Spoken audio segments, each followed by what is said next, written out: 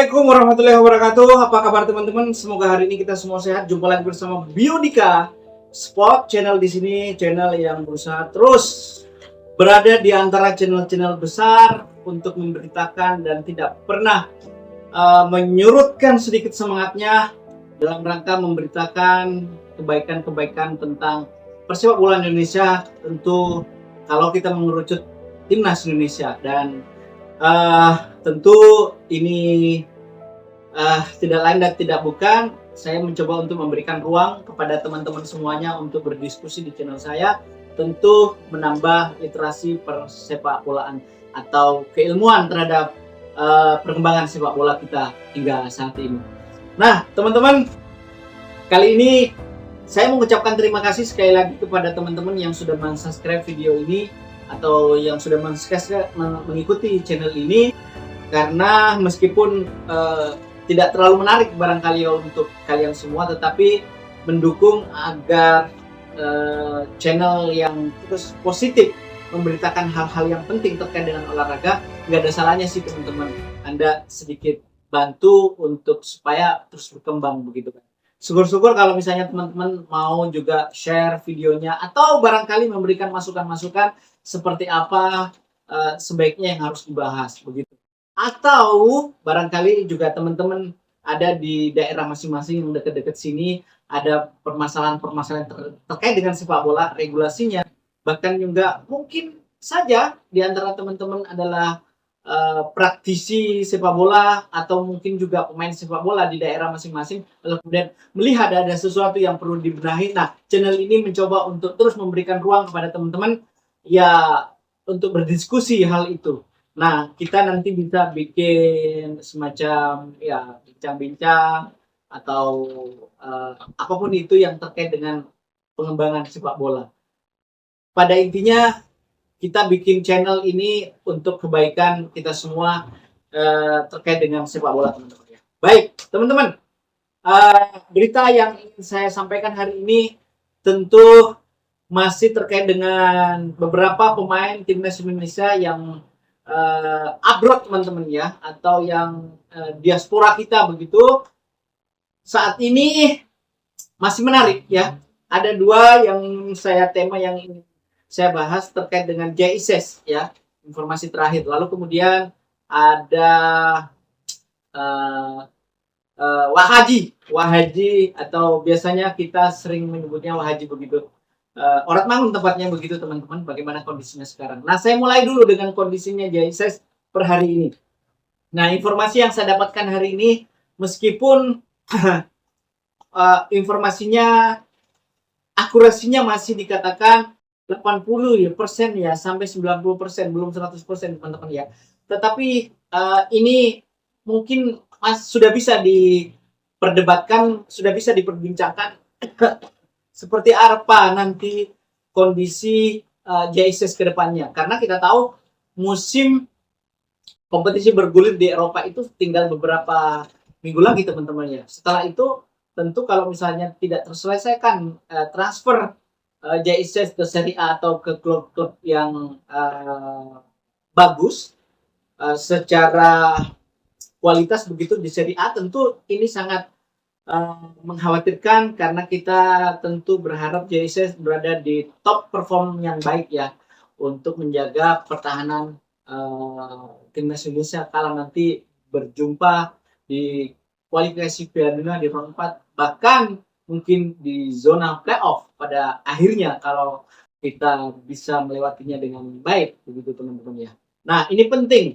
Nah, informasi yang terakhir kita juga mungkin sudah tahu teman-teman bagaimana Venezia itu sedikit boleh dikatakan tidak terlalu serius ya untuk melepas JICES ke klub lain atau seperti menahan JICES karena memang JICES juga sangat berkualitas. Tentu untuk mengarungi level di Serie A, JICES tentu memiliki kualitas untuk itu dan potensi untuk menjadikan Venezia atau JICES sebagai pemain itu sangat baik untuk Venezia teman-teman. Makanya itu Venezia mencoba untuk membentengi dengan mematok harga tinggi yakni 10 juta euro teman-teman ya, atau 190 miliar lebih. Tentu sebagian klub di Serie A termasuk Genoa yang juga berminat, lalu kemudian Udinese, ada juga dikabarkan siapa Inter Milan dan lain sebagainya. Aston Villa juga kabarnya juga berminat begitu ya dengan JZ. Tapi saya berharap sih memang JZ tidak lagi berpikir bagaimana bisa ke klub-klub yang jauh lebih persaingannya lebih ketat, karena kita diperlukan bermain dengan menit bermain, dan itu bisa terus menjaga frekuensi stamina-nya, menjaga performanya terus membaik begitu teman-teman ya, karena kita butuhkan. Nah, kita juga tahu bahwa direktur olahraga di Venezia itu sempat mengatakan bahwasanya kami mematok harga itu karena memang itu adalah permintaan dari owner, dari pemiliknya. Tentu kalau misalnya ini dilanggar, besar kemungkinannya direktur olahraga dari Venezia itu yang akan dipecat. Nah, seperti itu beberapa berita atau statement yang coba dikeluarkan. Nah, informasi terakhir teman-teman, ada Torino. Torino juga berminat. Saya juga sudah membahasnya kemarin, tapi memang belum ada titik temu. Nah, tampaknya boleh dikatakan 70 hingga 90% Jesus jika tidak ada aral melintang begitu akan berbaju Torino, teman-teman ya. Karena kita tahu Torino memiliki pemain yang dari Afrika, Ginia, kalau nggak salah Saulo Koko atau Paul Koko ya tepatnya, saya tidak tahu. Itu akan dijual dengan harga 15 juta euro ke Spartak Moskow, teman-teman. Salah satu klub di Moskow ya, itu juga sering kita pastinya tidak asing dengan Spartak Moskow, klub Rusia yang juga marang melintang banyak di kompetisi atau di turnamen-turnamen Eropa begitu, bahkan di Liga Champions juga pernah, di Europa League juga sering tim ini. Jadi ini adalah tim elit begitu. Nah, setelah itu nanti uangnya akan dibelanjakan untuk JSS. Nah, sepertinya negosiasi ini sedang berjalan, dan mudah-mudahan JSS itu bisa atau Venezia, manajemen Venezia dan Torino itu bisa kemudian ada kesepakatan, dan pada akhirnya kita nanti bisa melihat kembali JSS bermain di Serie A Italia, karena Torino dan Juventus itu kan berdekatan teman-teman ya, sama dengan kita Arema dan Persebaya begitu. Nah, tentu nanti ada derby Turin begitu ya, tentu ini sangat sekali kalau JSS berada di Torino begitu. Nah, itu terkait dengan JSS teman-teman. Lalu kemudian barangkali juga teman-teman ada yang menganggap bahwa kok Pak Haji ini nggak ada kabarnya ya, Orat Mangun nggak ada kabarnya ya. Ya, saya coba akan berikan kabar terkini terkait dengan beliau teman-teman ya. Nah, Orat Mangun ini begitu sangat dihormati, begitu sangat dipuji-puji, karena Orat Mangun ini adalah pemain naturalisasi yang juga mampu beradaptasi ketika debut pertama kali ya. Waktu itu di Vietnam, dan dia bisa mencetak gol kedua melalui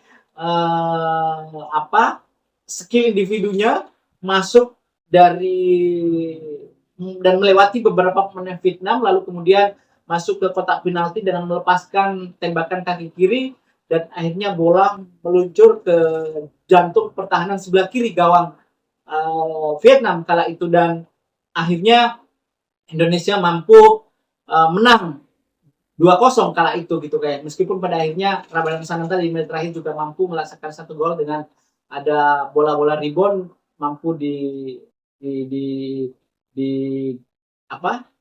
diselesaikan dengan baik begitu, sehingga berkesudahan dengan skor 3-0 pada saat itu, dan itu cukup menyingkirkan Vietnam dari Piala AFC teman-teman, Piala Asia.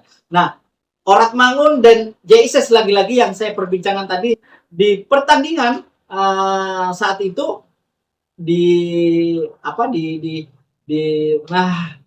Vietnam teman-teman, mohon maaf, di faktor usia ini agak lupa. Jadi dia adalah pemain yang keduanya mencetak gol dari tendangan penjuru dari Tom Hai, lalu kemudian JSS muncul dari belakang kala itu lalu memantulkan bola ke tanah sebelum akhirnya kemudian meluncur ke gawang Vietnam 1-0 pada saat itu. Nah, itu dia pemain yang sudah saya sebutkan tadi. Nah, bagaimana kondisi terakhir teman-teman? Memang agak sedikit mengkhawatirkan ya, karena sampai saat ini belum sampai saat ini si Orat Mangun ini belum bermain juga teman-teman ya di FC Dender.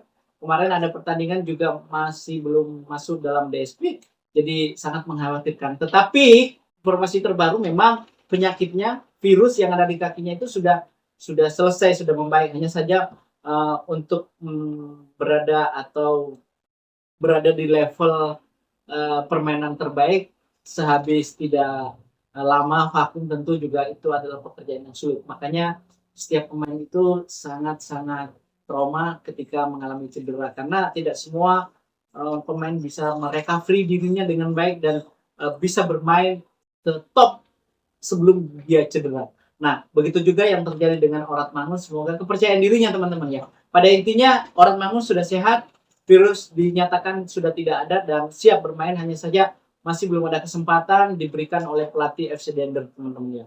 Dan patut kita tunggu, pemain ini adalah pemain yang juga memiliki skill yang bagus, kecepatan yang bagus, kemudian juga penetrasi yang bagus di depan gawang, dan ini menyulitkan pada saat kita bermain di Arab waktu itu, yang kemudian kita bisa memetik satu kemenangan 1-1 dan asis oleh Ragnar Ortmangun pada saat itu di Arab Saudi teman-teman. Jadi patut kita was-was dan menunggu sebetulnya kondisi pemain ini supaya nanti minimal kita tidak terlalu banyak kekurangan striker yang berpengalaman, artinya yang sering dan sudah memiliki chemistry dengan timnas Indonesia lainnya.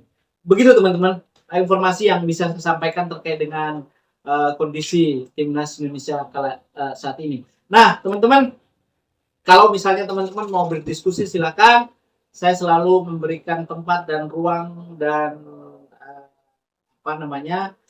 semua unek-uneknya, pendapatnya, bahkan juga kritik-kritiknya untuk kemajuan channel ini. Dan kalau misalnya ada sesuatu yang baru, tolong disampaikan supaya saya juga sudah mencoba untuk menelusurinya dan bisa menjadikan informasi Anda sebagai materi dari konten saya ini.